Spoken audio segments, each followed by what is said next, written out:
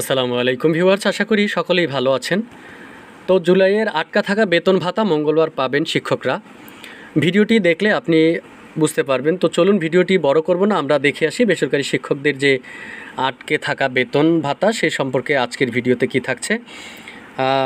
দেখেন যে এমপিওভুক্ত 4.5 লাখ শিক্ষক কর্মচারী জুলাই মাসের বেতন ও বিশেষ সুবিধার টাকা আইভাস ডাবল প্লাসের ইলেকট্রনিক্স ফান্ড ট্রান্সফারের অর্থাৎ ইএফটিতে যুক্ত হয়েছে। এই টাকা মঙ্গলবার 12 আগস্ট থেকে বৃহস্পতিবার 14 আগস্টের মধ্যে শিক্ষকদের হাতে পৌঁছাবে।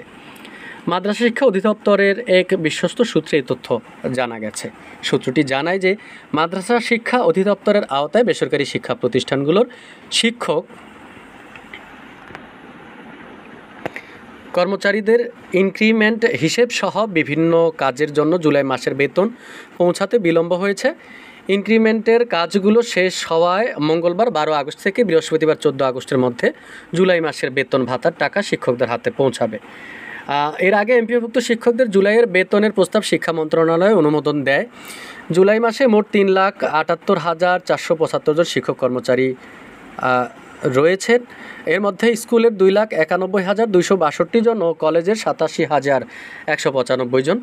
তো সরকারি কর্মকর্তা কর্মচারী ইএফটির মাধ্যমে বেতন ভাতা পান। এই বেসরকারি শিক্ষা প্রতিষ্ঠানের কর্মরত এমপিওভুক্ত শিক্ষক কর্মচারীর বেতন ভাতা সরকারি কোষাগার থেকে ছাড়া হলে তা 8টি ব্যাংকের মাধ্যমে অ্যানালগ পদ্ধতিতে ছাড়া হয়। তো এখন এইটি তুলতে কোনো ভোগান্তি হচ্ছে না, যদিও এই অর্থ তুলতে নানা ভোগান্তিতে পড়তে হতো। তবে বর্তমান এমপিওভুক্ত শিক্ষকরা ইএফটির মাধ্যমে বেতন ভাতা পাওয়া শুরু করেছেন। তো এই ছিল আজকের ভিডিওতে।